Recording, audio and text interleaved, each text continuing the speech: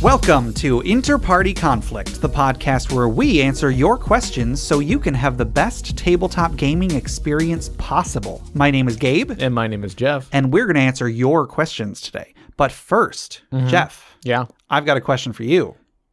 You tend to have a lot of those. I do. How are you doing today? Not too bad.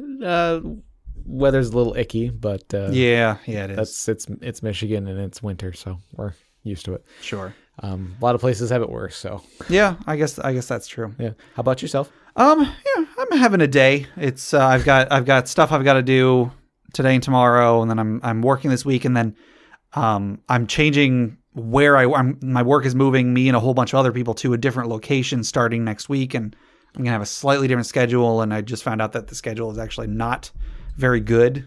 Yeah, and so I'm gonna have definitely it's not what you're used to, not to your liking. Yeah, because at the moment I have 3 days off a week. I work 4 10-hour shifts, right, and then I have 3 days off. I'm gonna only have 2 days off. Yeah, for the first week, I'm only gonna have 1 day off because of the change in the days. Up, yeah. Yeah. My last job, I had a similar thing where it was 4 days at 10 hours a piece. Yeah, and like when I first started it, I hated it. Right. I liked having the days off, but like a 10-hour work shift it just felt like it was forever.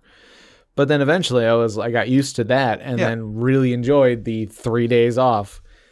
But like as I got more and more responsibilities at that job, I felt worse about spending more time away from I was just like having so much time away from I had 3 days off in a row. Yeah. So having all that time away from work, I'm like, well, it's like, what if something goes wrong or anything like that? Sure. But that's our retail jobs and food service jobs. There's always stuff that can go wrong, and my current job, I mean, there is stuff that can go wrong and drama that can come up, but it's not something that it's not something that the rest of the people can't handle when I'm not there, which is never, because everybody has the same schedule. Right. So, and for all I know, I'm going to start this new schedule and then be like, oh, wow, I get out of work 2 hours earlier. Look at all this free time I have at 1 a.m. Right. But I don't know.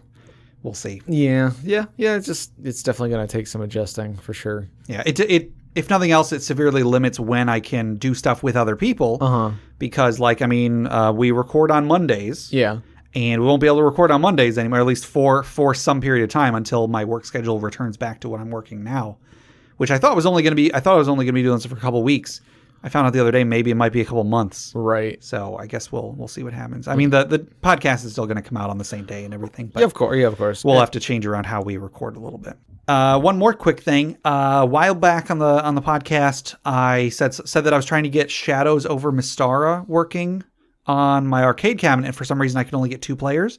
I figured out how to fix it. I didn't have to get a new ROM or anything. You had to go into the configuration menu, and then you can set how many players you want there to be. Oh, right. Yeah, you did mention that to me. Yeah. There was something where you can change difficulty settings. Well, yeah, that's okay. So I've gone into because I didn't really even know configuration menus were a thing on arcade games. So now I've looked at the configuration menus on a dozen games. Arcade games have a difficulty slider. See, that blows my mind. Well, no, here's the thing. And this is definitely why they have this, why this is an option, and it's not something that you can you can't change. The player couldn't change it. The machine owner could change it, because say your clientele is a bunch of little kids. Yeah. You want them to be able to play and enjoy it. Put it on easy, and they'll play it and and have a good time. But they'll spend a good amount of quarters. If this is at a nerd hobby shop where obviously you're going to be people who are going to be playing are going to be good at video games.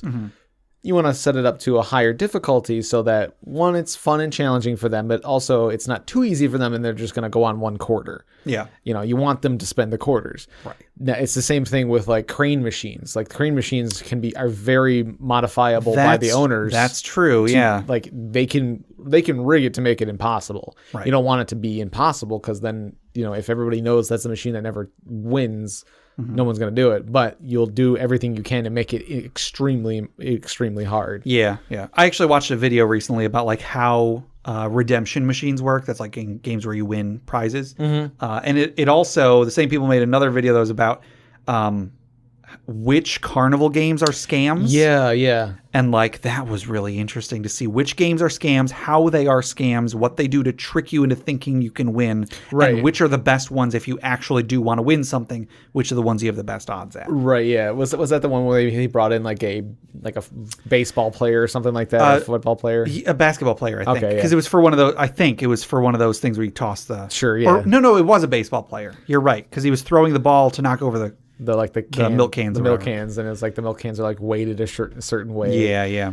And then like he talked about like the basketball ones where like the hoops are like they are way higher and way further away than, a regulation basketball. Right. So even if you are really good at free throws, like you're used to it being a certain way. Yeah. So even like your muscle memory is going to be working against you. Your muscle memory is going to be telling you throw it here when actually it's like 5 feet behind there. Right. Yeah. So like even if you throw those all day long and like your muscle memory is just mostly going to, it's going to hold you back. Right. So yeah. Yeah. Anyway, so pretty much just work stuff going on, trying to get ready for the big change and recording podcasts. Yeah, absolutely. So we started our Patreon. Our Patreon is doing very well. We have 7 subscribers so far within the last week, which I think is pretty awesome. Thank you. So we wanted to give each of our patrons a personalized thank you. Yes. So thank you to Caitlin. Yes, thank you very much. Also, thank you to Dodge. Thanks to Justin. Thank you, Preston. Thanks, Peace Joy Pancakes. Thank you, Adventures in Aurelia. And thank you, Jome. Yes, thank you all so much. This is working out really well. I'm glad that we started the Patreon, and I've already put up my first monthly fantasy fiction. So if you pledge even $1, you can check that out. I'll be coming out with another one every month. And if you want Gabe, if you like Gabe's writing and you want him to write something about your character, yes, you can pledge $10, and I will, in addition to being able to take part in a monthly role-playing game that we're going to run, I will write it about your character or whatever writing prompt you give me. Sure. All right. Thank you very much, everybody. Yes, thank you so much. So, important announcement. If you guys listen to Crit Academy, Justin on Crit Academy is... every episode they give out free stuff. There's some content creators, one of which is Goblin Stone, which makes the adventure Banquet of the Damned that Justin gives out to a listener every episode. Cool. We're going to start giving out something also from Goblin Stone called The Chapel in the Cliffs. It is a module for 5th edition D&D for characters of 3rd level. So we're going to start giving out a free copy of that module to a listener every episode. So in order to do so, in order to be entered into this random drawing, all you need to do is email us. To InterPartyConflict@gmail.com. There you go. So send us an email with Chapel on the Cliffs in the subject line. Right. So send an email, Chapel on the Cliffs in the subject line, and you will be entered into a random drawing. Every episode, we're going to give it out to one person. Cool. If you don't get it next episode, maybe you'll get it the one after that, sure. And so on and so on. So yeah. Anybody who wants to, go ahead and send an email, and we will give out some free stuff. Cool. Sounds good. Cool. Gabe. Yes. You're walking down the street in a town. It's a late in the day. There's not a lot of people on the street, but there's definitely a lot of sound and movement going on. You could tell that the people have spent most of their day outside, but as the sun's gone down, they're moved into the buildings and in the taverns and whatnot. And so you're passing by a tavern and you notice it's a little bit quieter than some of the other ones. So you decided, you know what, I'm going to go into that one. Yeah. I'm not feeling super up for big groups right now. So you walk in there and you notice, there's definitely not a lot of people in there. You see somebody, you see a bartender, a couple people sitting at the bar. But you can see most of everybody is crowded the few people that are there are crowded to one side of the bar. That's strange. Yeah, so you look over at the other side of the bar, and way off in the corner, you see a dragon. Whoa. Sitting at a table. That's weird. Yeah, I guess that's why everybody's sitting on the other side. Yeah, it's a little... So you figure dragons can't be all that bad. Yeah, it's probably all just, propaganda and stereotyping and yeah. So you figure you don't want you don't want a big crowd, but you don't necessarily want to spend the night alone. So you Sure. grab a drink at the bar and you go and sit down at the you go over and approach the dragon and you sit down and the dragon looks at you and, hey, well, hello there. do you want to have a drinking contest? Well, I am never one to back down from a competition, so yes. The dragon kind of swishes his hand and then he conjures up a couple of bubbling drinks. Whoa. And he says, "If you lose, I get to eat you. Oh no. But if I win, I get to eat him. no. But if I win, I get to eat you." Well, when you put it that way. And I guess if you win, you can get to have access to the dragon's hoard. I don't know. Oh, okay. Well, I mean, I didn't have anything else going on today, so yeah, what the heck? I guess I'll give it a shot. All right. Roll a what is it? Constitution check or saving throw? Or so roll yourself a Constitution saving throw. Okay. Ugh. All right. So your first drink didn't go so well. Yeah, I'm already feeling a little tipsy. The dragon just kind of smirks at you like, yeah. All right. So go ahead and roll again. Okay, roll again. Let's try this again. Ooh, okay. Yeah, you slammed that one down pretty good. You know what? I think that first one loosened you up a little bit. You were just It was just you had to hit your stride there. Mm-hmm. All right. So let's see, dragon. Dragon's he's doing all right. Okay, Keeping up. going for number 3. Yep. Third drink. Feeling Yeah. Not too bad. Not too bad. It was a 12. You're getting a little tipsy. Things are starting to move around a little bit that weren't moving a minute ago. Dragon's still doing pretty good. Down in glasses.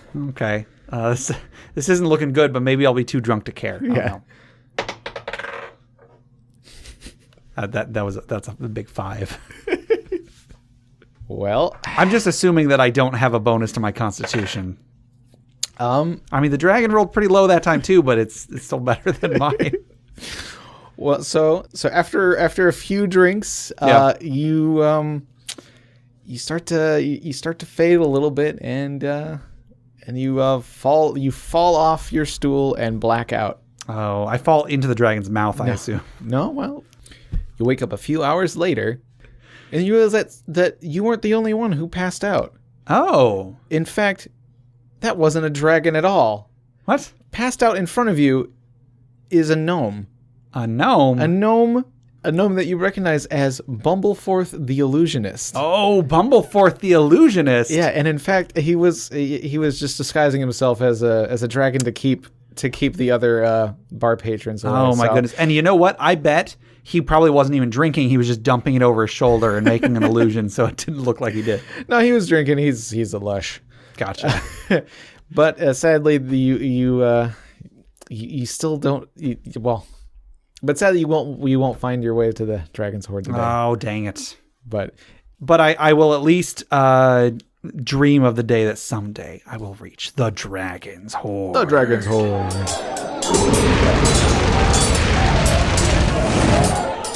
All right, so our item for today was actually one created by me. Mm-hmm. I didn't think to collect one before this, so I quickly had to look through some of my notes that I was writing, and I found this one. This is actually an item that I came up with on the spot, so I suppose it's fitting. I came up with this on the spot a few years ago in my 5th edition campaign, when 5th edition first came out.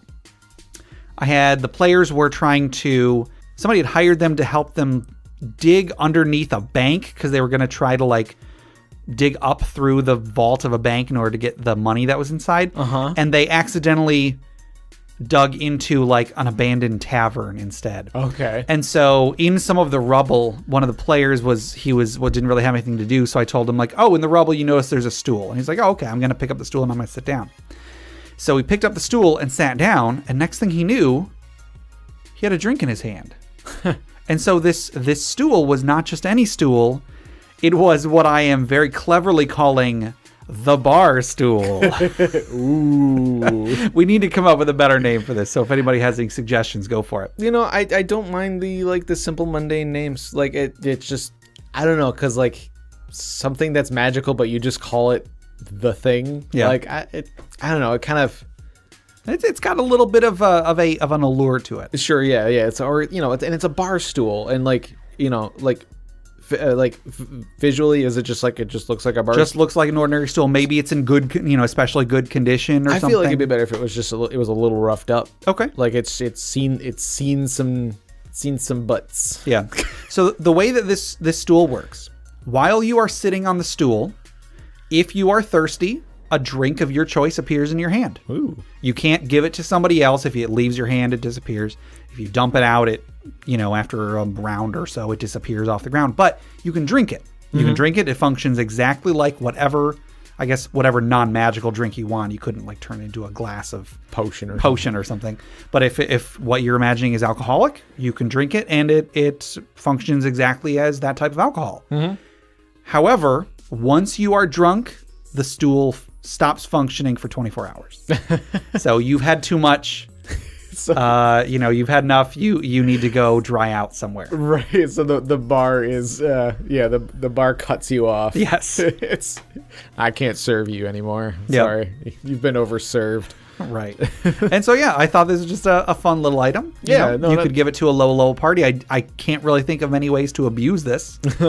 I mean, sure, you could have it turn into some like priceless elven ale, but you can't sell it because once you give it to somebody else, then it disappears. Yeah. That's I like it because again, it's just sort of it's very simple. There's not really many ways to exploit that other than maybe exploiting having an NPC you're trying to convince to do something. So you're trying to get them drunk, I suppose, and maybe they won't realize that their glass keeps getting filled or something like that. It's like if they're thirsty and they want, they want an alcoholic beverage. I don't know. They might be able to loosen them up a little bit. Yeah. Because I mean, it's kind of like there's an item called the Ever Full Mug. Sure. That at least in some edition of the game is just like anytime you want to, it fills up with ale. Mm-hmm. And functionally it's the same thing, just flavor wise, it's a bar stool rather than a mug. So I like mundane items that have like just a little bit of something to them. Yeah. Especially I like items that create a thing that wasn't there. Like I like conjuration spells and like transmutation spells and stuff like that. Like something that like things that create other things, because then you have more things to do things with. I don't know. Yeah. So I suppose a couple episodes ago when we talked about a campaign where conjuration magic didn't exist, that would be an especially rough campaign for you. It wouldn't. It'd be interesting. Sure. Yeah. But although I might have to like roll myself as a conjurer just to be like the one conjurer. The one conjurer. It'd be like what was it, like The Last Airbender or something? Sure. Okay. Well, like I said, that's pretty much it. It's a pretty simple item. Yeah. I thought it was neat when I put it in the campaign. I put it in as a joke, just because again, like oh yeah, you sit down. Oh, you have a drink in your hand. Funny how that works. And then one of the other players was like, "Are you serious?" I was like, "Yeah." It's like, no, that actually happens? I'm like, yeah, it happens. And then I think he was like, here, let me sit on that stool. And the guy was like, no, it's my stool now. This stool belongs to me. Yes. A couple ideas of names that we were tossing around before recording the episode. You had suggested Ichi's Bane. Yes. Because of my character Ichi, who was famous in the campaign world for every time he had a curse that anytime he went into a bar, he had to spend like 100 gold. So he would like buy drinks for everybody, and he would drink a lot. I thought up the name either Cliff's Stool or Norm's Stool, right? Because characters from Cheers. Sure. I don't know. Anyway, wait, is that the place where everyone knows your name? Everybody knows my name. Yeah. They don't know your name, but they know my name. Yeah, I need to go there more often. All right, I think that'll do it for the Dragon's Hoard for today. Mm-hmm. If anybody wanted to submit items for the Dragon's Hoard, or if they wanted to submit questions for us to discuss, or stories for the funeral pyre, how would they do so? Or they can send us an email at interpartyconflict@gmail.com. Yes. Or if anybody has any ideas for Dragon's Horde intros, I suppose. I mean, we can. It's usually the only reason we ever have difficulty with Dragon's Horde intros is because I never think them up until we're sitting in front of the microphone. Or I just come up with them on the spot. I guess, yeah. I mean, you came up with that on the spot because I was like, okay, give me 5 minutes. And then... it was like, all right. And then it took me 5 minutes to get through it. Right. Anyway, oh goodness. Okay, so before we go on to questions, I just want to tell everybody to go check out Crit Academy. It's another podcast on the Crit Nation Fellowship. Mm-hmm. They're a great podcast. They have magic item. Like every episode, they have a magic item. They have a player tip, a DM tip. They have a character concept, an encounter concept, and a monster variant. Every episode, you can get so much stuff in addition to whatever their main topic is for the episode. So check them out. They're really good. Yeah, a lot of good content. Yes. Also, the guys over at D&D Character Lab, another great podcast. Yeah. You may be hearing more of them soon. Spoiler for a couple weeks from now. Just wait and see. They're a great podcast. They make characters and then they pit those characters against each other. It's a lot of fun. Yep. Also, we mentioned it earlier that we started a Patreon. If you would like to support our podcast, if you just like the way that we sound, or if you would like to get some of the rewards that we have up there, go check us out at patreon.com/InterPartyConflict. Yep. We have, there's 3 different tiers on there. We'll be coming up with some more goals and stuff in the future. So go and check us out. If it looks good and you feel like supporting us, then go ahead and toss us even $1 a month. Yeah. We'll get you some good stuff. Greatly appreciated. Yes, absolutely. All right. You want to get into some questions? Sure. Let's go. Cool. All right. Our first question comes from, I'm going to say it, Yokala9. There you go. This is from Reddit, and they ask, non-core books, which ones do you use? Which ones do you hate? How much does it change the game as more books keep coming out? Now, for 5th edition, there's only been a few that have come out. And I think I have all of the non-adventure books. Right. There's been like some adventures that have come out, and even the adventures do have optional, content and stuff for players to use. Yeah. But there's been like the Sword Coast Adventurer's Guide. Yeah. There's been the Xanathar's Guide to Everything, Volo's Guide to Monsters. Right. Core, or at least from Wizards of the Coast, that's basically it. There's been books made by third-party developers. Like I have the Tome of Beasts as well, which is like a really big monster manual. But I think it's basically just those 3 books. And I haven't delved too much into Xanathar's Guide to Give Everything, or really any of the, like, I've picked a few things here and there. I've picked up a few things from the 5th edition ones, but as far as non-core books, 3rd and 3.5, there was so many. Oh my goodness! Now I know there was quite a few for 4th edition too. I want to say there was not like a ton, but there was a good amount. Yeah, because there was one for like the different campaign settings. There was like 3 different players' handbooks, 3 different Dungeon Masters guides. Yeah. There's always several different monster manuals. I don't think there was quite as many as in 3rd edition. Well, I guess if you clump 3rd and 3.5 together, probably has way more. Because a lot of stuff is usable between the 2. But that's definitely the one that I've looked at most of the books, because it was like the complete series. There was all the different races books. There was a few of the smaller ones. There was like the quintessential ones, which I think were from 3rd edition. Yeah, because it was like Song and Silence. There was in 3rd edition. So there were the 3 core books, and then Wizards came out with. There were these little books that were, each one was about like 2 or 3 classes, and it was like how to play that to the best of their ability. They had they had new classes, they had new items, new spells, stuff like that. And then so there was what was there? There was Tome and Blood was Wizards and Sorcerers. Yeah, there was Song and Silence, which was Bards and Rogues. Defenders of the Faith, which was Clerics and Paladins. There was Masters of the Wild, which was Druids and Rangers. There was Sword and Fist, which was Monks and Fighters.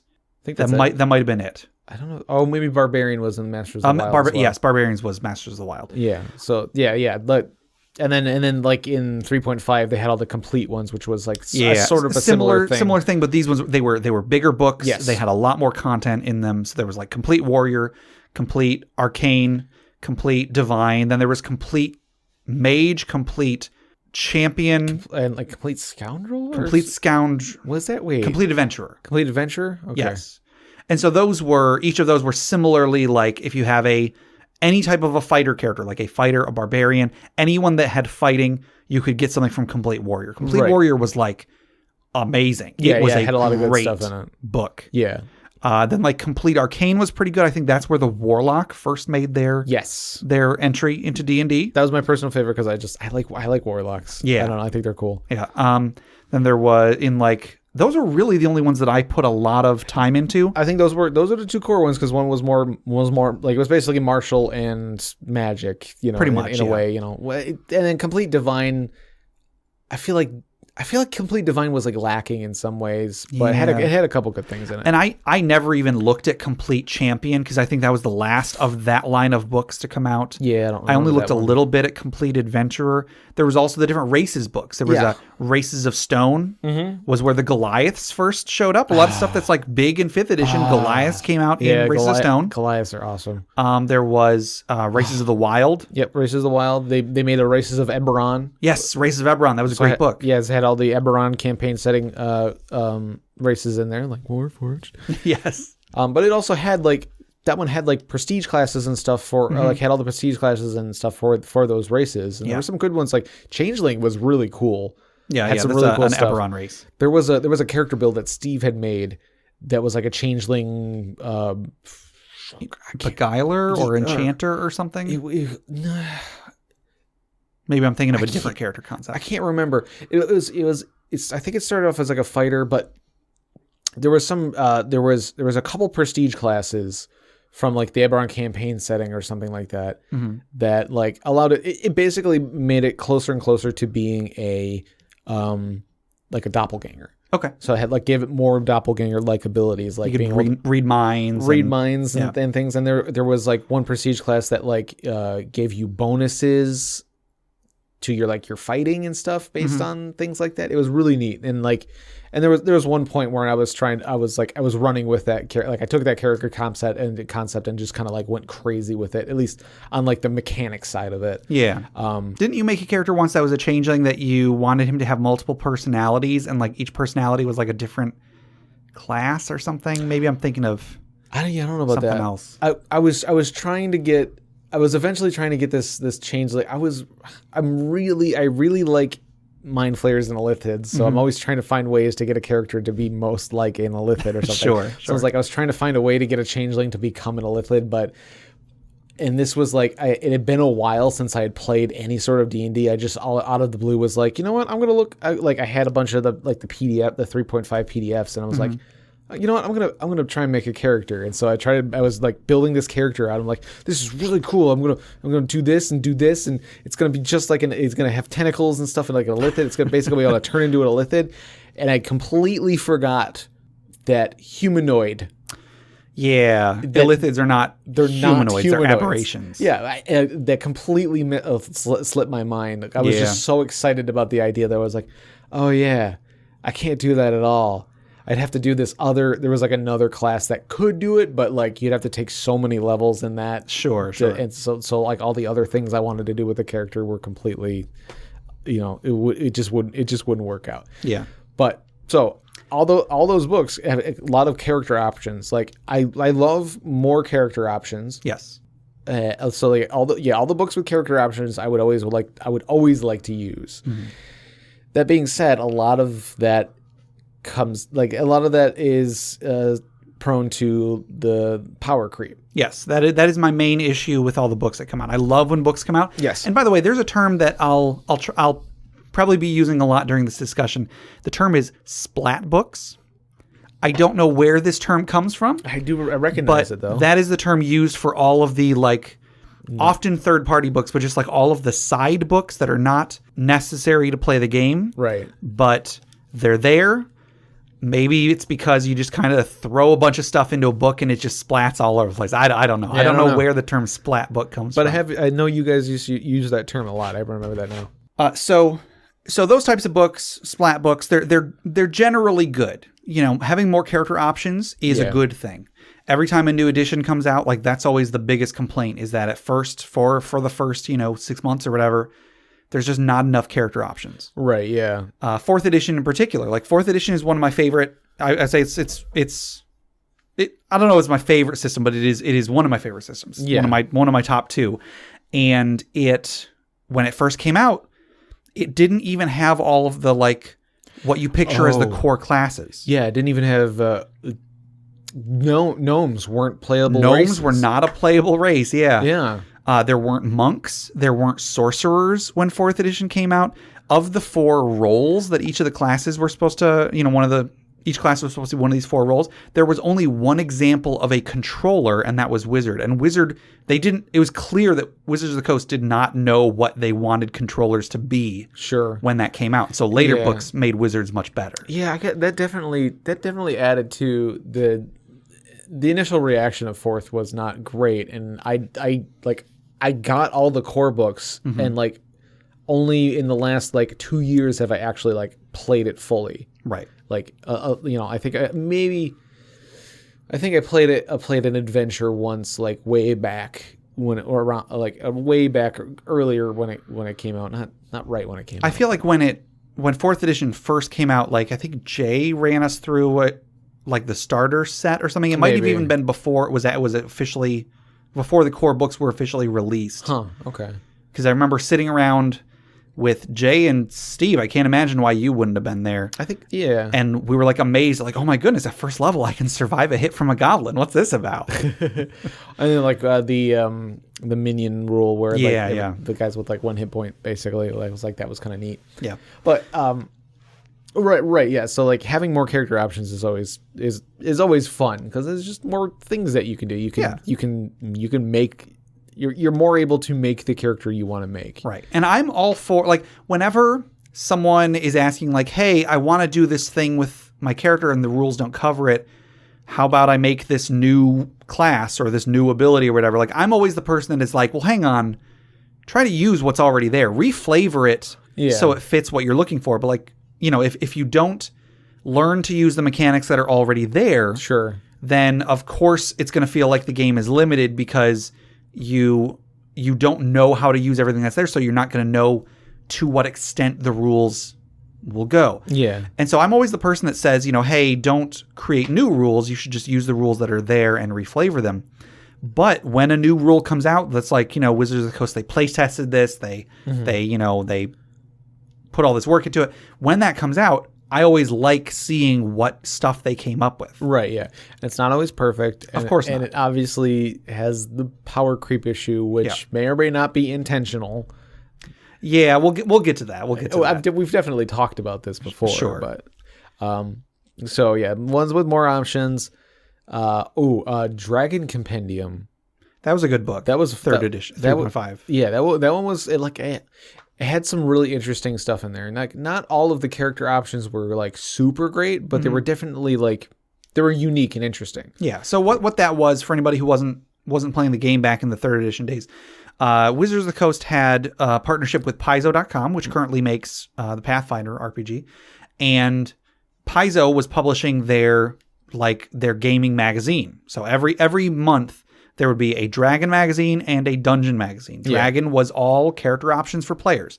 Dungeon was all adventures and monsters and maps and stuff for DMs. Right.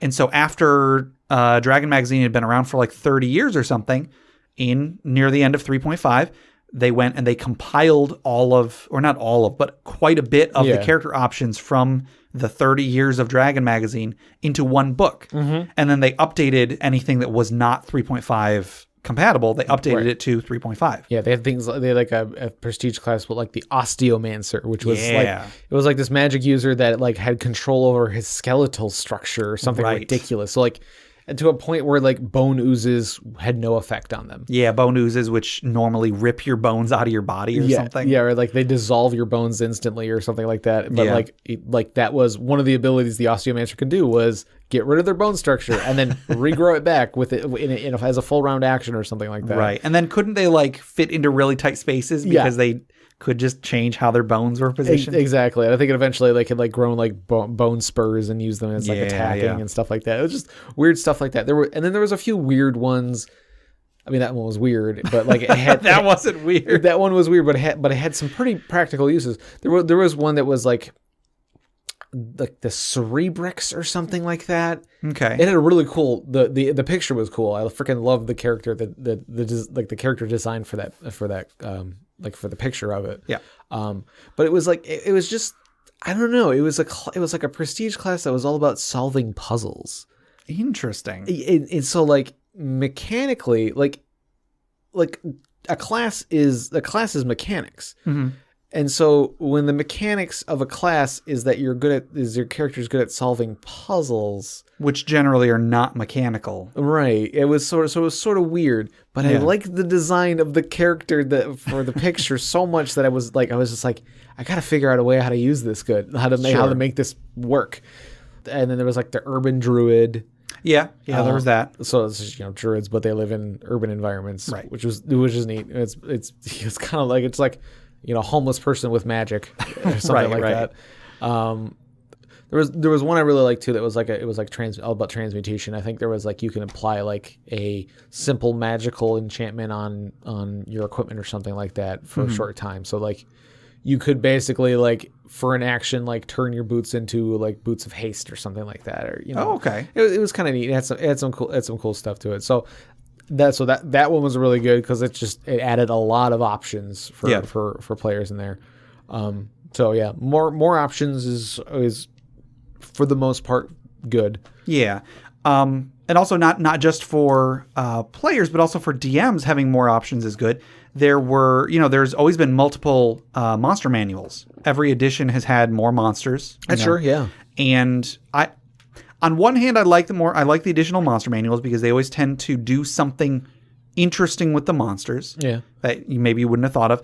On the other hand, I feel like monster manuals are always inherently pointless because generally speaking, each edition has rules on if you want to make your own monsters, here's what you do. That's true. And I mean, once you know the game really well, unless you want your monster to do something super unique, most of the mechanics of a monster is just going to be give it an appropriate AC, give it an appropriate attack with an attack bonus and damage, give it an appropriate amount of hit points, and then it's all just how you flavor it. Right, yeah. And I'm pretty sure in the rules they had ways to like calculate the CR and things like that. Exactly.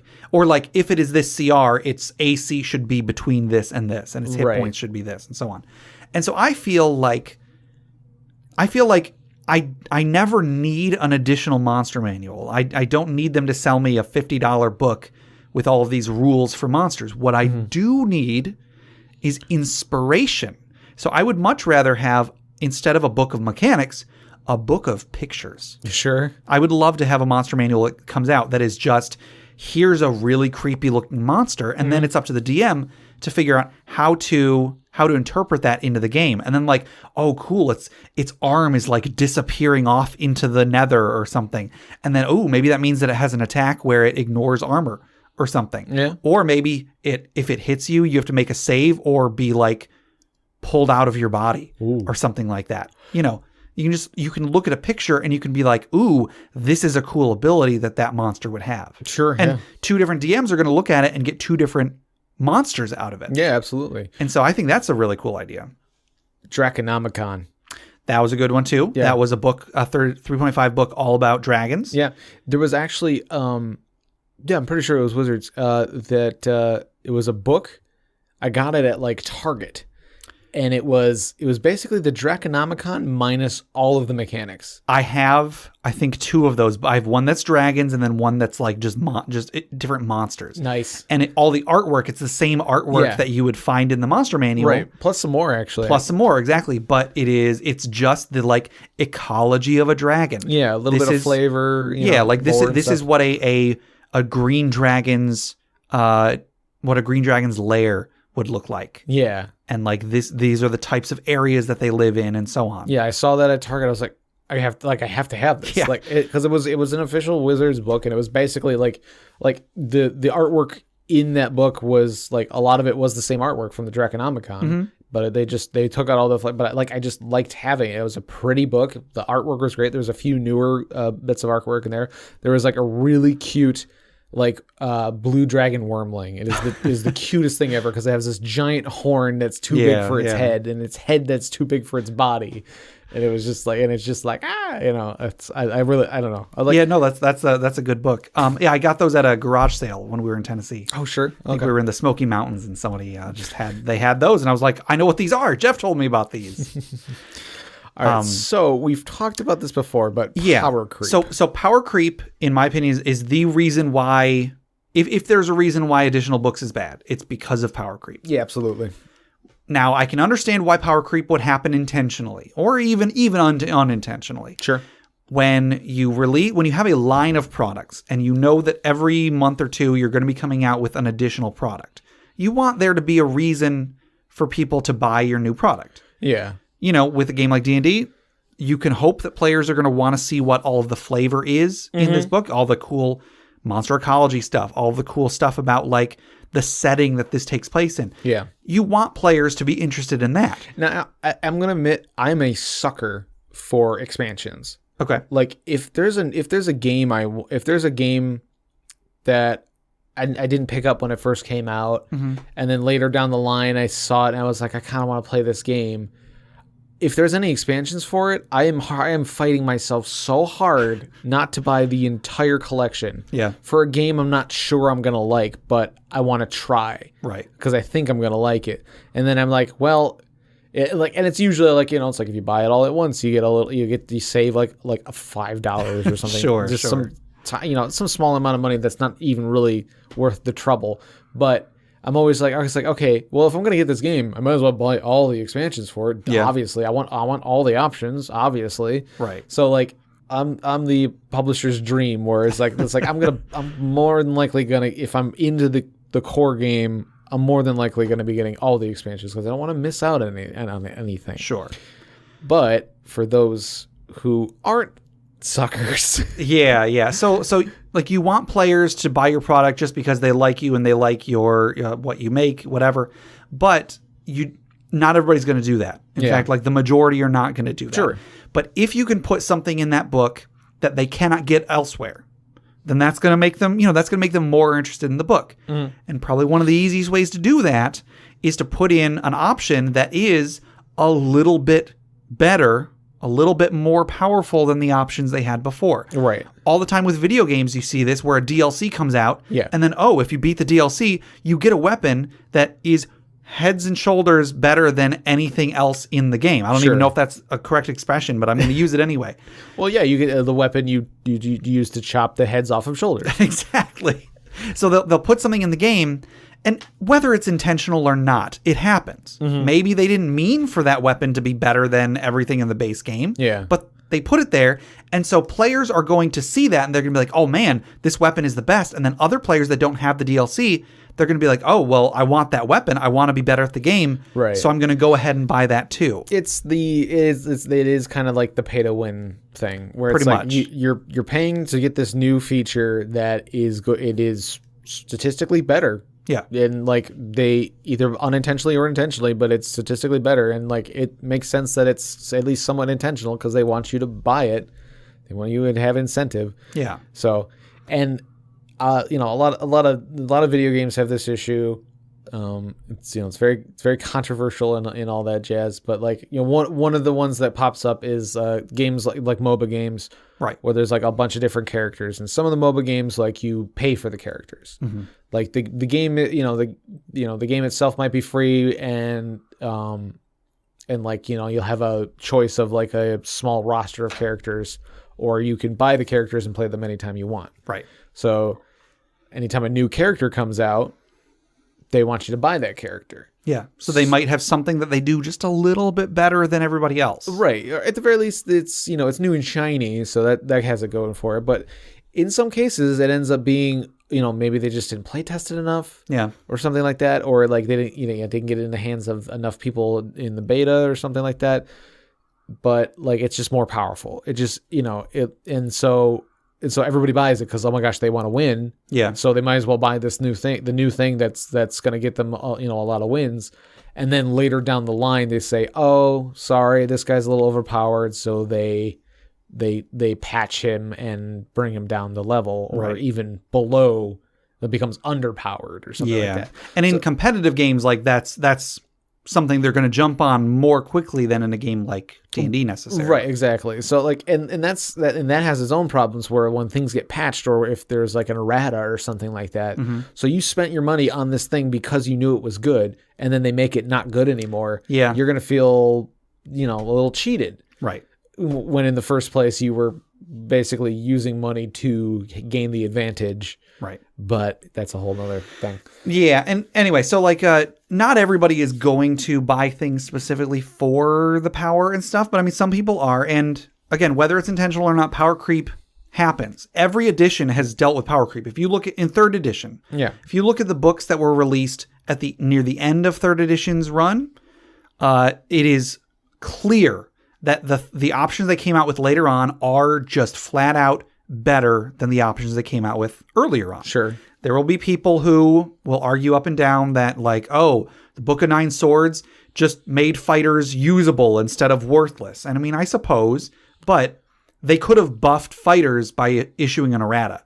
They didn't have to release a book that you had to spend money on in order to make one of the core classes not garbage, as a lot of people considered fighters to be. Mm-hmm. Or at least the people that justify the Book of Nine Swords as being balanced generally refer to fighters as being garbage. Yeah, I completely forgot about the Book of Nine Swords. And I mean, don't get me wrong, the stuff that was in that book was awesome. Yeah, for sure. I love having more character options for fighters. But if you're going to release a book that lets people have a fighter that is better than the fighter in every way, either I mean, nobody's going to do this, but I feel like either you should give that out for free, or you should also buff fighters so that it is comparable between playing a fighter and playing, like, I don't know, a crusader or whatever one of the classes was from Book of Nine Swords. Fourth edition had so many options that came out over the years that were without question better than options that came out earlier on. Then again, fourth edition also had some options in the player's handbook that were better than everything else that ever came out for that class. So fourth edition was not perfectly balanced. Right. But fourth edition, the way that they dealt with power creep was after, I don't know, 4 or 5 years, they were like, oh, hey, we're going to release this new line of books that basically remakes all of the core classes so that they are all balanced with the stuff that we have been coming out with for the last 6 months or so. And that's one approach, but again, they're charging for this rebalancing of the stuff that already existed. Right, it's basically charging us for their mistake. Yes, and so like in fourth edition, it was called D&D Essentials. I don't know how they were exactly marketed because there was a big chunk during fourth edition where like I had stopped playing until fifth edition came out, and so I don't know exactly how they marketed it. Whether it was, hey, we're fixing the game. But from everybody I've heard that played D&D Essentials, it was like, yeah, this is kind of just the player's handbook stuff, but made better. Sure. And so like it was kind of, I don't even think many people played with D&D Essential stuff and player's handbook stuff in the same game because they functioned so differently. Okay. So fifth edition has, like we said, they've only come out with a few books. Most of the stuff they've come out with has been pretty good. There's been a lot of cool options, a lot of just like, even like Xanathar's Guide to Everything has just like stuff about like, here's how you can run a game a little smoother. Here's how you can play a character a little smoother. Yeah. They've come out with lots of content that is like role-playing based, like backgrounds and stuff. That's awesome. I love that. Yeah, there's role charts for character history and background and stuff. Yes. I like that. But at the same time, there's been a couple options here and there that you get something really good, and whether that really good thing is balanced or not, whether it is too powerful or not, it is not balanced with the options that were already there. Sure. 2 examples come to mind. One is, I ranted about this at length, the winged tiefling. Sure. Say what you will about whether a tiefling being able to fly at first level without any limit, say what you will about whether that is overpowered or not. Whatever. I can listen to both sides of the argument, but you cannot say that it is balanced with what you give up to get it. Right. The ability that tieflings have before that you trade off for wings is not nearly as powerful as being able to fly at first level. Right, yeah. And they could have fixed this so easily by having the flight scale like Infernal Legacy does. Right, yeah. Like it has the 3 tiers of spells that you get or whatever. If they had made it so that, at first level you can fly you can fly, but you have to land before your movement can be flight, but you can't be in the air at the end of your turn. So similar to some other abilities, you can fly, but then you can fly over a pit, but at the end of your turn you fall. Right. They could have done that at first level, and then maybe at third level, you can fly like a minute per short rest or something, or 10 minutes per short rest, or whatever. And then at fifth level, it becomes full-on flight. I still would have a little bit of issue with that, but hey, I wouldn't really have a great argument against it. Right. It was that would basically just be, I don't like flight at first level, arg. Yeah. But they didn't do that, and they have not issued an errata on it. Yeah, they seem to be perfectly okay with it. Right. And then another ability that is in Xanathar's guide is a spell called Healing Spirit, I believe. It's either Healing Spirit or Spirit of Healing. I think it's Healing Spirit. And this spell... Oh, yeah. It has a different use than most healing spells, but what you do is you plop down this magical spirit that sits in a square, and then anytime a creature, ally or enemy, walks, or anytime they pass through that square, they gain a d6 hit points. And you can concentrate on this spell and keep it going for up to a minute. In combat, that's kind of a neat spell. I actually really like the idea of that in combat. Yeah. It lets you have a way to give your allies multiple d6 of healing if they are able to maneuver themselves through it, but at the same time, you run the risk of enemies trying to use it too. And if you take damage, you have to make a concentration check or whatever. So in combat, I think it's fine. That's actually a really cool ability. And by the way, it's a second level spell. Okay. That's a really cool spell. However, anyone that looks at this spell is going to be like, oh, well, wait a minute. What if I use this outside combat? Just run back and forth through it like a sprinkler. Have all of your allies spend the minute moving through it every round. And then what you end up with is, instead of a spell that is really cool tactical healing in combat, you end up with a spell where every time you're not in combat, a second level spell slot means 10d6 healing to everyone. Yeah. And on one hand, there's people that argue that, that's not too powerful because whatever, it's basically like a short rest, but you're spending a powerful spell slot in order to get it, quote unquote, powerful spell slot. But then on the other hand, it's like, well, if that is balanced, what about other spells like Prayer of Healing, which is a second level spell that it takes 10 minutes to cast. So clearly it is not meant to be cast in combat. Similar to what we're saying is a non-combat use of Healing Spirit. Sure. So it takes 10 minutes to cast, and then up to 6 creatures gain 2d8 plus your spellcasting modifier hit points. So 2d8 plus, I don't know, let's say 5. Let's say you have a 20 spellcasting modifier. So 2d8 plus 5, average, I don't know, 16 or 17 or whatever, maybe less than that. So 16 or 17 healing. It's not a spell that took you 10 minutes to cast. Exactly. So on a spell that can't be used in combat if you wanted it to. Right. Compared to a spell that could be used in combat, but if you don't use it in combat, everybody gets an average of 35 points of healing. Yeah. Same level spell. Level spell. The developers have they're I believe Jeremy Crawford has weighed in on it, and Mike Murals has weighed in on it. Both of them have offered different opinions of the spell. One of them said he thinks it's perfectly balanced. The other has said, we play tested it, but we'll be looking into whether it needs to be changed. So if you're saying that this spell is balanced, because the idea is that if you don't want to take a short rest, which takes an hour, but gives you quite a few benefits, instead, you can spend a second level spell slot and gain back just hit points, not the other benefits of a short rest, just the hit points. That's okay. I can understand an argument saying you should be able to take sort of like a pseudo short rest if you want to. And that's the argument that's being made. But again, why aren't there other spells that are for that? Because as it is, this is your only option for taking a short rest, a pseudo short rest that doesn't suck. Right. Cure Wounds, the like basic healing spell, does nothing compared to what this spell does. Sure. Cast as a second level slot, it does 2d8. Does what Prayer of Healing does, but only one person.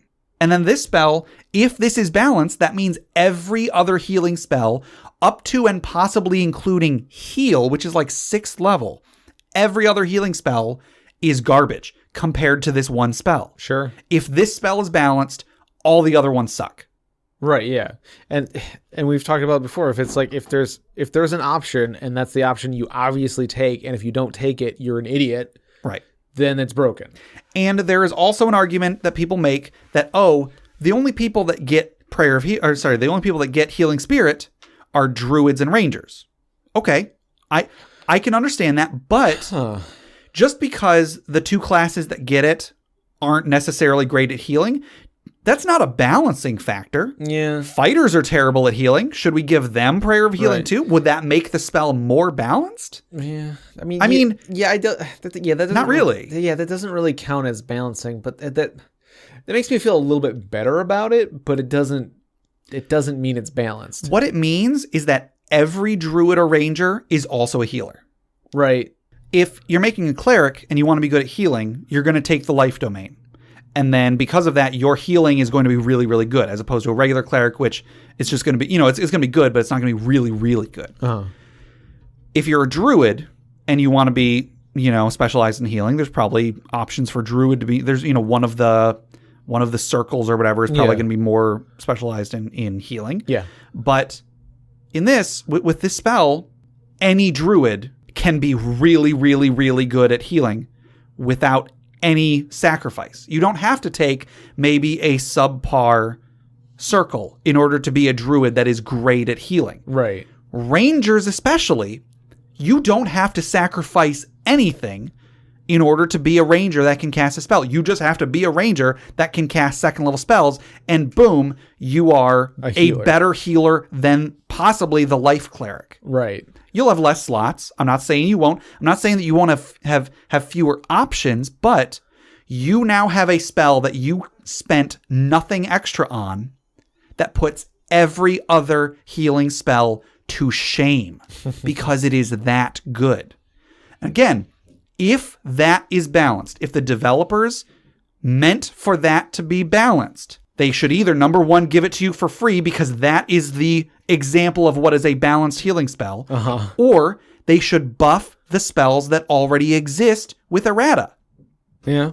If one option comes out that is above and beyond better than everything else before it, you cannot charge for that and expect people to be happy with it. Right. Anyway, that is power creep in a nutshell. It's when you come out with an option that has no cost aside from the actual money you spent on the book. Right. But it is better than what you already own. Yeah. If you want to come out with a great option, that's fine. But you have to either fix what's already there or give that option for free in some form. Because otherwise, you're charging people to win. Yeah. You're saying if you buy this book, you'll be a better cleric. You'll be a more powerful character if you spend the money on this book. Yeah. And that's a problem. That is a problem if you want your edition to be long-lived. Mm-hmm. You give people, because I mean, plenty of people are going to pirate. That's true. Plenty of people are going to pirate, but you're gonna give the people who don't always pirate a reason to pirate. Yeah. Because if they feel like they're being cheated, right, then they're not going to want to pay for it. And hey, I should probably mention, because there's probably people out there that are saying, you're pushing their little glasses up and being like, in my game, role-playing is more important than mechanics. I don't want to make an optimized character. I want to make a fun character. That's fine. You can do that and also be good at what you do. Yeah. It is one thing to purposely make a character that is sub-optimized. It's another to insist that an overpowered option isn't a problem. Mm. Something can be a problem and not affect you. If you don't if you don't want to use this spell, that's fine. Yeah. Don't use it. But it exists. Yeah. They are charging for it. Yeah. Even if you never ever play a ranger or a druid. Yeah. It can still be a problem to the game. Is it a huge problem? Probably not. Nah. I mean, I would argue that, yes, it is, not because of what it does, but because then the next book that comes out is going to be just a little bit better. Right, yeah. And then the one after that is going to be just a little bit better than that. So I would say it is, in the long term, a problem. Is it going to ruin your game? No, it's not going to ruin your game. If you feel it is, then just ban it. Or a lot of people say once combat ends, the spell doesn't work anymore. Once combat ends, you can't use it outside of combat, essentially. I'm sure there's a way to fix it in that regard. I'm not really trying to fix it. I'm just trying to say that this is an example of what power creep can look like. Mm-hmm. And I'm trying to explain why I think power creep is a problem. I can fix anything I want. Sure. I can change any rule in the entire game. Absolutely. I shouldn't have to. Right. And if I don't like that I have to, I'm allowed to tell that to people. Yeah. I'm not telling anybody not to buy Xanathar's Guide to Everything. It's a great book. It's an awesome book. Whether this spell is in there or not, I recommend everybody buy Xanathar's Guide to Everything. If Wizards wants to toss off some money for that, that'd be pretty cool too. But that's not going to happen. Right. But no, it's a great book. Even just the role-playing stuff in it is awesome. I love that it's there. However, I do think that power creep is a real problem, and I wish there were some way to fix it. Yeah, so that's that's another one of Gabe's rants. I mean, I guess it's a little bit. I think it was illustrating an important point, though. Yeah, no. Additional books in almost every case are a great thing. Yes, it is great when a game comes out with more options. Just there are dangers that can come up. Yeah, just so be aware. Yeah. Exactly. Yeah. If you know that there might be power creep problems, you are well equipped to. Anybody is well equipped to deal with it. I think the thing, especially for DMs to be aware of, like when allowing or disallowing extra books, is like, you definitely want to know where the power creep lies. Sure. So that you, like, if you feel like a specific book just makes it just makes a player too powerful in some way, you could just disallow it. Or, if it's a specific thing, you might disallow that specific, like that spell, just ignore that spell. Maybe you change it. But it can be tough because some players want to take advantage of those. Yeah, and a player may build their entire character around this ability. Exactly. And it might be, maybe they just think it's cool flavor-wise, and it just happens to be the more powerful one. Yeah, not everybody. We're not going to be cynical here and act like everybody who uses something like Healing Spirit is trying to make a powerful character. Right. Maybe they just like it. But there are definitely players who are going to try and take advantage of it. I mean, why not? If it's there in the rules, why not take advantage of it? And that's a problem. That's one of the big issues with it, and why it screams that it's broken. It's like, if it's something that is like begging to be exploited, then it's probably broken. And I've heard people say that, like, the Healing Spirit thing, like, oh, it's metagame for you to use it outside of combat and then just have your party members move through it every round. It really isn't. No. If this existed, if there was, like, I don't know, a machine in real life that if you tapped it every 6 seconds, every time you tapped it, it gave you like a little boost of energy, people would take turns tapping it, moving, tapping it, moving, tapping it, moving. Yeah. This is a thing real people would do if this was a real thing. Right.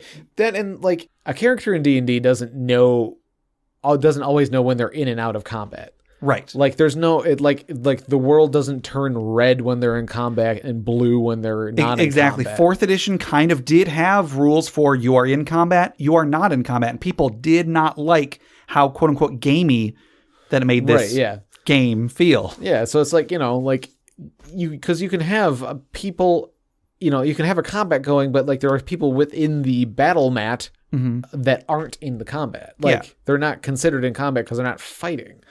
So you can't really say like that it's metagaming that they're using it. They can use it out of combat, and like it's like if they're casting the spell, they know how it works, they know how to use it, they know how to exploit it. Like the character would know how to exploit it just as much as the player would. Right.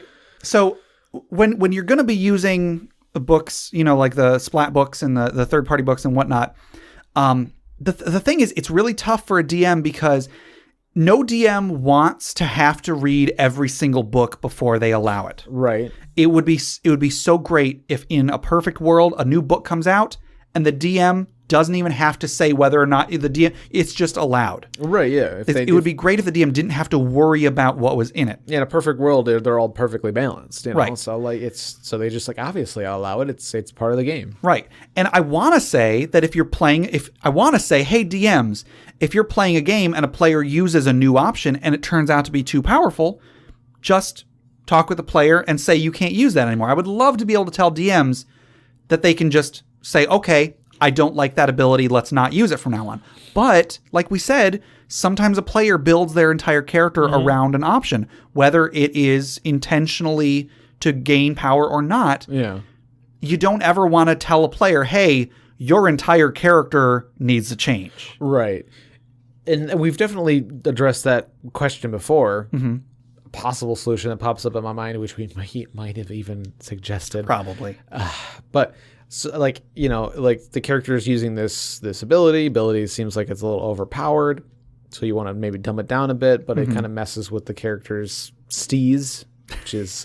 whatever that means. Stands for style and ease. Oh. So when you're messing with somebody's steez, you're messing with their style and their ease. I did not know that. Sorry, go on. That's a little culture lesson from Jeff here. Yeah. You could talk with the player, obviously, and let's say okay, we're gonna dumb this down, but he's not liking the way that is. So maybe the next time there's a round of loot for everybody, everybody gets a new magic item or something. Maybe talk with that player and be like, here's the deal, we can go back to you being able to use that, but you don't get anything from this. But that is your reward for this quest or something like that. Yeah. Because there's, so that's sort of they get, that's their magic ring that they get when everybody gets magic rings or something like that. Sure. That sort of thing. So it may feel kind of cheated for them, but it might be a way to kind of compromise. Yeah, I suppose. And that is what we said about when you give a magic item or something and you realize the magic item is too powerful, then, talk to the player, maybe give them something that is weaker in exchange for the thing, work with them to come up with something that they like. But I feel when it's something that they may or may not have built their character around. Yeah. So with a magic item, player probably isn't going to build their character around a magic item because they don't know what magic items they're going to get generally. Sure. But if it's something that's just part of their class, they may do that. So that is probably the best advice we can give. Yeah. But I feel that is going to be harder to accept. Right, because who doesn't build their character 20 levels in advance? A lot of people do. Some people will say don't do that. And I think that's probably a good idea not to do that. But maybe not quite that many levels. Everybody looks ahead and they're like, oh man, someday I'll be able to do this. It's just natural. When you're excited about your character, you want to think about what you might be able to do so you have something to strive towards. Yeah, yeah. So that's why power creep can be a problem, is that when it's in the game, either the DM has to take an incredibly hands-on approach to everything to keep it from being a problem, or it may become a problem and then the DM has to be the bad guy and do something that a player really isn't going to like in order to keep the game balanced, or just let the game be unbalanced. Maybe sometimes it won't turn out to be as big a problem as he thought it was. Sometimes it will. It's hard to know what's going to happen until it happens, and then once it happens, it's kind of too late to not hurt somebody's feelings. Right. Yeah. Yeah. So I guess use all these additional books as use it at your own risk, I guess. Yeah, but there's so much cool stuff There's so much cool stuff in there. We just go wild, I guess. I don't know. Maybe because there's gonna be character options, but there's also gonna be monster options that maybe are more powerful. I don't know. I guess the most serious advice I can give is when a new book comes out, whatever campaign you're currently in, go ahead and let players use whatever options they want. And then anytime something turns out to be too powerful, that's what it is for the current campaign. You'll have to readjust stuff to make, to account for these more powerful options. Yeah. But don't limit things after they've already been introduced to a campaign. But after the campaign's over, say, hey guys, I don't like what that ability did for this campaign, so you can't do it for the new one. Right, yeah. Or something. Yeah. So yeah, but then another book is going to come out, and it's an ongoing battle. Yeah, it's tough because everybody wants to have fun, but the DM sometimes needs balance for the game to be fun. I mean, heck, players sometimes need balance for the game to be fun too. If I'm in a group where one player has an option that is way better than everybody else's, it does make the game a little bit less fun for me, whether it affects me directly or not. Right. So it's tough. It's a struggle, everybody. So I think we've done a good job of covering. We talked about a lot of books that we like. We've talked about introducing books into a new campaign. We've also talked about what to do when a new book comes out, kind of, and how to deal with it. Yeah. Well, we should sell a book that explains what to do when a new book comes out. Yes, we should. Then we should issue an errata for that book. Yeah, but for free, obviously. Of course, because we're not, we're not mean. Right, and I mean, just a little thing like Wizards of the Coast is a business. I understand if they do something that makes them more money, maybe at the expense of players. I'm going to say that they don't always. I'm going to be generous here and say that it is not always just for money, but sometimes it's for money. And when it is, you can't blame them for it. They are a business first and foremost. They wouldn't exist if people weren't buying their books. Right, yeah. So I'm not demonizing Wizards of the Coast. I'm just saying that, I feel like if they want their game to be as long-lived as possible, they should do this a little different. And maybe they don't. Maybe it is a bit cynical. Maybe there is a planned obsolescence thing in mind.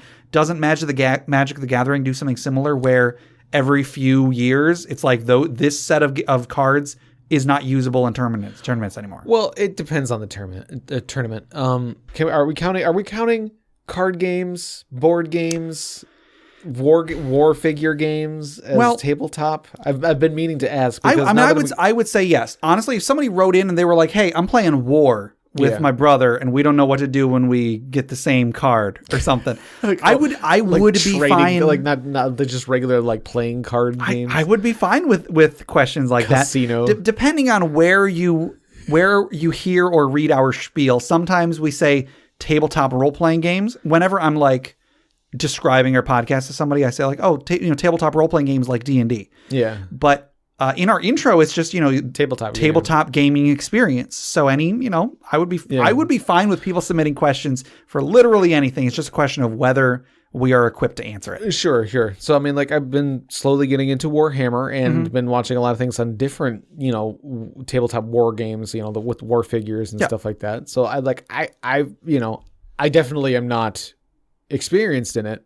But if a question like that came up, I would at least entertain the idea of trying to answer it. Sure. I know a decent amount about Magic the Gathering, so if anybody has questions about that, I can give it a shot. Sure. Again, not great. Board games, we at least like, discussing them. They're fun. Yeah. Depending on them, like if we've played them or something, we might give a I just feel like in board games, there's just going to be less for us to talk about because it's most of the time it's just like, oh, here's a rule issue. There's a lot less like, oh, how do I make a compelling character in Monopoly? You know what I mean? Compelling Monopoly character. My shoe, he grew up on the wrong side of the tracks. He lost his twin. Lost his twin, exactly. So they were hanging on the power lines, and one of them fell off. And doesn't that mean that a gang killed somebody or something? I don't know the implications. I think that'll do it for this question. I think we did a pretty good job. Answering. So. We got a lot more discussion out of this than I thought we would. Yeah. We have a couple more questions lined up, but we always save them for next episode. All right. Well, I think let's just we have a quick little segment here. Let's just take a deep breath. Let's relax. Let's remember the people who have come before us, who have given their lives so that our books may be free from power creep as we toss another log onto the funeral pyre.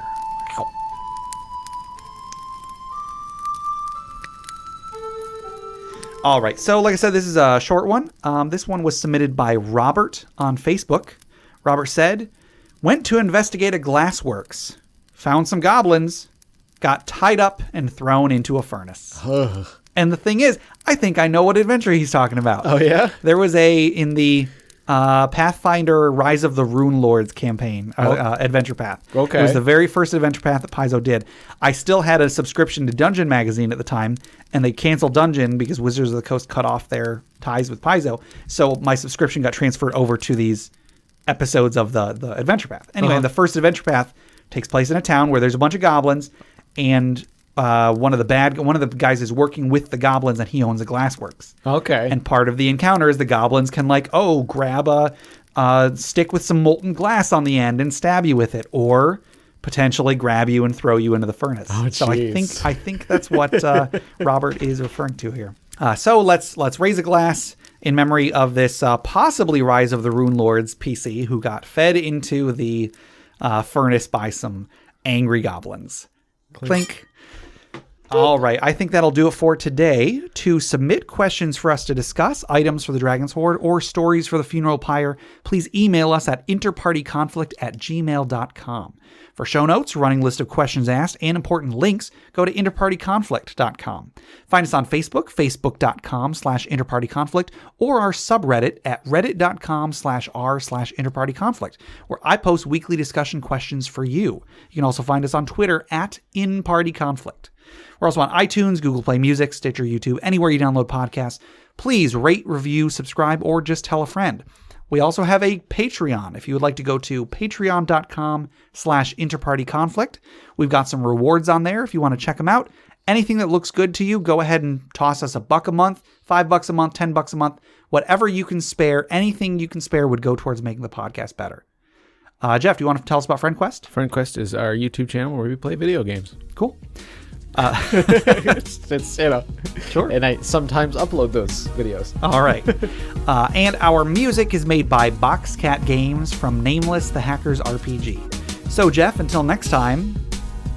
Be careful what books you buy. Gabe might get really angry at you. Splat.